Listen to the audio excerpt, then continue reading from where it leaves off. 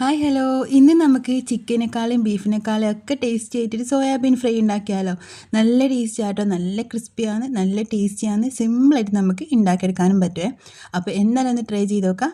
ഇഷ്ടമായിക്ക് തന്നെ ലൈക്ക് ചെയ്യാനും സബ്സ്ക്രൈബ് ചെയ്യാനും ഷെയർ ചെയ്യാനും കമൻറ്റ് ചെയ്യാനും മറക്കല്ല കേട്ടോ. അപ്പോൾ നമുക്ക് വീട്ടിലോട്ട് പോകാം. അപ്പം നമ്മളിതാ ഇതുപോലെ 2 പാക്കറ്റ് സോയാബീൻ ആട്ടോ എടുത്തിട്ടുള്ളത്. അത്യാവശ്യം വലുപ്പമുള്ള സോയാബീൻ തന്നെയാണ് എടുത്തിട്ടുള്ളത്. അപ്പോൾ ഇതിൻ്റെ കവറൊന്ന് കട്ട് ചെയ്തിട്ട് നമുക്കിതാ ഇതുപോലൊരു വെള്ളം തിളപ്പിച്ചെടുത്തിട്ട് ആ ഒരു വെള്ളത്തിലേക്ക് സോയാബീൻ ഇട്ട് കൊടുത്തിട്ട് നന്നായിട്ട് 1 മിനിറ്റോളം ഒന്ന് വേവിച്ചെടുക്കുക കേട്ടോ ചെയ്യുന്നത്. അപ്പോൾ വെള്ളത്തിലേക്ക് നമ്മളിപ്പോൾ ആവശ്യമുള്ള ഉപ്പും കൂടി ചേർത്ത് കൊടുക്കുന്നുണ്ട്. സോയാബീൻ ആവശ്യമായിട്ടുള്ള ഉപ്പും കൂടി ചേർത്ത് കൊടുത്തിട്ടുണ്ട്. എന്നിട്ട് നമ്മളിതാ 2 പാക്കറ്റ് സോയാബീനും പൊട്ടിച്ച് ഇതിലേക്ക് ഇട്ട് കൊടുക്കുന്നുണ്ട് കേട്ടോ. എന്നിട്ടൊന്ന് നന്നായിട്ടൊന്ന് മിക്സാക്കി എടുത്തിട്ട് 1 മിനിറ്റ് മാത്രം മതിയാവും കേട്ടോ. 1 മിനിറ്റ് ഒന്ന് തിളപ്പിച്ചെടുക്കാം, ഒരുപാട് സമയം തിളപ്പിക്കണ്ട, 1 മിനിറ്റ് മാത്രം മതിയാവേ. ഇപ്പോൾ ഇതാ 1 മിനിറ്റ് കഴിഞ്ഞിട്ടുണ്ട്. നമ്മൾ ഫ്ലെയിം അങ്ങ് ഓഫാക്കി കൊടുക്കാട്ടോ ചെയ്യുന്നത്. ഈ രീതിക്കൊന്ന് കുക്കായിട്ട് കിട്ടിയാൽ മതിയേ. ഇനി ഫ്ലെയിം ഓഫ് ചെയ്തിട്ട് ഈ ഒരു വെള്ളം നമുക്കൊന്ന് കളയാം. അപ്പോൾ വേവിക്കുന്ന ടൈം കൂടണ്ട കേട്ടോ. ഒരുപാട് സമയം നമ്മളിത് വേവിച്ചെടുത്ത് കഴിഞ്ഞാൽ നമ്മൾ സോയാബീൻ ഫ്രൈ ചെയ്യുന്ന സമയത്ത് അതിൽ എണ്ണ കുടിക്കാനുള്ള ചാൻസ് കൂടുതലാട്ടോ. അപ്പോൾ ഇതുപോലെ ചെയ്ത് കഴിഞ്ഞാൽ എണ്ണ ഒട്ടും പിടിക്കാതെ നമുക്ക് നല്ല ടേസ്റ്റി ആയിട്ടുള്ള സോയാബീൻ ഉണ്ടാക്കിയെടുക്കാൻ വേണ്ടി പറ്റും കേട്ടോ. അപ്പം നമ്മൾ എന്താ വേറൊരു മിക്സിയുടെ ജാറിലേക്ക് ചെറിയൊരു പീസ് ഇഞ്ചി ഇട്ട് കൊടുത്തിട്ടുണ്ട്, 3-4 വെളുത്തുള്ളി, ആവശ്യത്തിന് കറിവേപ്പില, ആവശ്യത്തിനുള്ള ഉപ്പ് ചേർത്തിട്ടുണ്ട്. നമ്മൾ നേരത്തെ സോയാബീൻ വേവിക്കുന്ന സമയത്ത് ഉപ്പ് ചേർത്തത്, അപ്പം നോക്കിയിട്ട് ചേർത്താൽ മതിയേ. അതിലേക്ക് 2 ടീസ്പൂണോളം നമ്മൾ കാശ്മീരി ചില്ലി പൗഡർ, 1/4 ടീസ്പൂൺ മഞ്ഞൾ, 1/4 ടീസ്പൂൺ ഗരം മസാല, 1/2 ടീസ്പൂൺ നമ്മളിതിലേക്ക് കുരുമുളക് പൊടിയും കൂടി ചേർത്തിട്ടുണ്ട് കേട്ടോ. എന്നിട്ട് നന്നായിട്ടൊന്ന് ക്രഷ് ചെയ്തെടുക്കുക ചെയ്യുന്നത്. നിങ്ങൾക്ക് ആവശ്യമുണ്ടെങ്കിൽ മാത്രം കുറച്ച് ചുവന്ന മുളകും കൂടി ചേർക്കാം കേട്ടോ, വറ്റൽ മുളകില്ലേ. അപ്പോൾ എരിവൊക്കെ ഇഷ്ടമുണ്ടെങ്കിൽ മാത്രം ചേർത്താൽ മതി, നിർബന്ധമൊന്നുമില്ലേ. 3-4 അതും കൂടി ചേർത്തിട്ട് നമ്മളിതാ ക്രഷ് ചെയ്തിട്ട് എടുത്തിട്ടുണ്ട്. അതൊരു പാത്രത്തിലേക്ക് മാറ്റി കൊടുത്തിട്ടുണ്ട്. ഇനി നമ്മളിതാ ഈ ഒരു മസാലയിലേക്ക് ചേർക്കുന്നത് ഒരു 1.5 ടീസ്പൂണോളം വിനീഗർ ആട്ടോ. ഇനി ചെറുനാരങ്ങ നീര് വേണമെന്നുണ്ടെങ്കിൽ അത് ചേർക്കാം കേട്ടോ.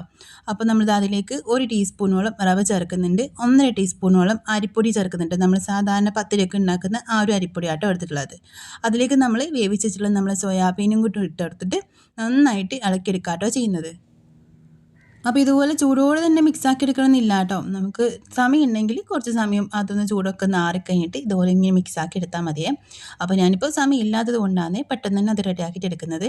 അപ്പോൾ നന്നായിട്ട് മിക്സാക്കി എടുക്കാം കേട്ടോ. നമ്മൾ വെള്ളമൊന്നും ചേർത്തിട്ടില്ല ഈ ഒരു മസാലയിലേക്ക്, കാരണം നമ്മൾ സോയാബീൻ ഇപ്പോൾ നമ്മൾ വേവിച്ചെടുത്തതല്ലേ, അതിൽ ആവശ്യത്തിനുള്ള വെള്ളമൊക്കെ ഉണ്ടാവും. നമ്മളിങ്ങനെ മിക്സാക്കി എടുക്കുന്ന സമയത്ത് നന്നായിട്ട് ഇതുപോലെ ഇങ്ങനെ എല്ലാം കൂടി മിക്സായിട്ട് കിട്ടിക്കോളൂ കേട്ടോ. ഇപ്പോൾ ഇതാ സോയാബീൻ നല്ല അടിപൊളിയായിട്ട് മസാലയൊക്കെ നമ്മൾ പെരക്കി വെച്ചിട്ടുണ്ട്. അപ്പോൾ അതൊരു സൈഡിലേക്ക് മാറ്റി വെക്കാം. നമുക്കിതാ ഒരു പാത്രത്തിലേക്ക് എണ്ണ നന്നായിട്ട് ചൂടാക്കിയിട്ടെടുക്കാം കേട്ടോ. എന്നിട്ട് അതിലേക്ക് നമ്മളിതാ ഓരോരോ സോയാബീനായിട്ട് ഇട്ട് കൊടുക്കാം കേട്ടോ ചെയ്യുന്നത്. അപ്പോൾ എല്ലാം കൂടി നമ്മൾ ഒരുമിച്ച് ഒരു പാത്രത്തിലേക്ക് ഇട്ട് കൊടുത്തിട്ട് ഫ്രൈ ചെയ്തെടുക്കുന്നതിനേക്കാളും നല്ലത് ഇതുപോലെ നമ്മൾ കുറച്ചായിട്ട് ഇട്ടിട്ട് ഫ്രൈ ചെയ്യുന്ന കേട്ടോ. അങ്ങനെയാണെന്നുണ്ടെങ്കിൽ എല്ലാ ഭാഗവും നന്നായിട്ട് നല്ല ക്രിസ്പി ആയിട്ട് നമുക്ക് കിട്ടും. ഇന്നൊക്കെ ഒരുപാട് എണ്ണയൊന്നും വേണ്ട, കുറച്ച് മസാലയൊക്കെ ഉള്ള രീതിക്കും വേണമെന്നുണ്ടെങ്കിൽ നമ്മൾ കുറച്ച് ഓയിലോ വെളിച്ചെണ്ണ വെച്ച് കൊടുത്തിട്ട് അത് നമ്മൾ ഒരുമിച്ചിട്ട് കൊടുത്തിട്ട് ഒന്ന് ഫ്രൈ ആക്കിയിട്ട് എടുത്താൽ മതി കേട്ടോ. അങ്ങനെ ആകുമ്പം അതിൽ മസാലയൊക്കെ അതുപോലെ തന്നെ ഉണ്ടാവും. നമ്മൾ നന്നായിട്ട് ഫ്രൈ ചെയ്തെടുക്കണമെന്നുണ്ടെങ്കിൽ ഇതുപോലെ ചെയ്യുന്ന കേട്ടോ നല്ലത്. ചോറിനൊക്കെ കഴിക്കാനാണെങ്കിൽ ഇതാട്ടോ ഒന്നുകൂടി നല്ല ടേസ്റ്റ് ഉണ്ടാകാൻ.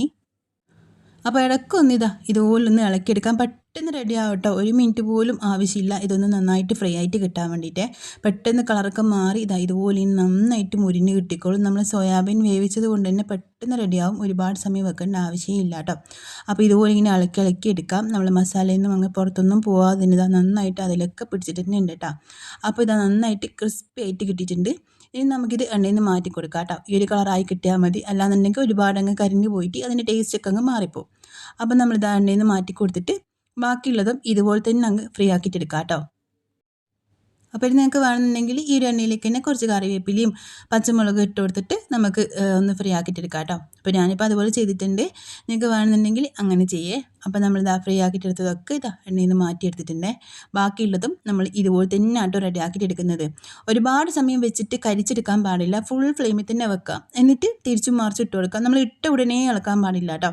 അങ്ങനെയാണെന്നുണ്ടെങ്കിൽ അതിൽ മസാലയൊക്കെ ഇളകിപ്പോവും. നമ്മൾ ഇട്ടിട്ട് ഒരു 10-20 സെക്കൻഡ് കഴിഞ്ഞ ശേഷമാണ് നമ്മളിതൊന്ന് ഇളക്കിയെടുക്കാൻ വേണ്ടിയിട്ട്. അങ്ങനെ ആകുമ്പോൾ മസാലയൊക്കെ അത് തന്നെ പിടിച്ചിട്ടുണ്ടാവും കേട്ടോ. ഒരുപാട് സമയമൊന്നും പിടിക്കൊന്നുമില്ല, പെട്ടെന്ന് റെഡിയായിട്ട് കിട്ടുകയും ചെയ്യും. നല്ല ടേസ്റ്റ് ആട്ടോ കഴിക്കാൻ വേണ്ടിയിട്ട്. പുറം ഭാഗം നല്ല ക്രിസ്പിയും ഉള്ളിൽ നല്ല സോഫ്റ്റ് ആയിട്ടാട്ടോ ഉണ്ടാകാൻ. അപ്പം നമ്മൾ നല്ല ടേസ്റ്റി ആയിട്ടുള്ള ക്രിസ്പി ആയിട്ടുള്ള റെസിപ്പി റെഡി ആയിട്ടുണ്ട് കേട്ടോ. ഒരുപാട് സാധനങ്ങളില്ലാതെ നമുക്ക് പെട്ടെന്ന് ചോറിൻ്റെ കൂടെയൊക്കെ ഒരു മീനോ ഇറച്ചിയൊന്നും ഇല്ലെങ്കിൽ കഴിക്കാൻ വേണ്ടി പറ്റുന്ന നല്ല അടിപൊളി റെസിപ്പിയാണ്. അപ്പോൾ എന്തായാലും ഒന്ന് ട്രൈ ചെയ്ത് നോക്കുക. ഇഷ്ടമായിക്കഴിഞ്ഞാൽ ലൈക്ക് ചെയ്യാനും സബ്സ്ക്രൈബ് ചെയ്യാനും ഷെയർ ചെയ്യാനും കമൻറ്റ് ചെയ്യാനും മറക്കല്ല കേട്ടോ. അപ്പം നമുക്ക് മറ്റൊരു നല്ലൊരു വീഡിയോ ആയിട്ട് പിന്നെ കാണാം. ബൈ. താങ്ക്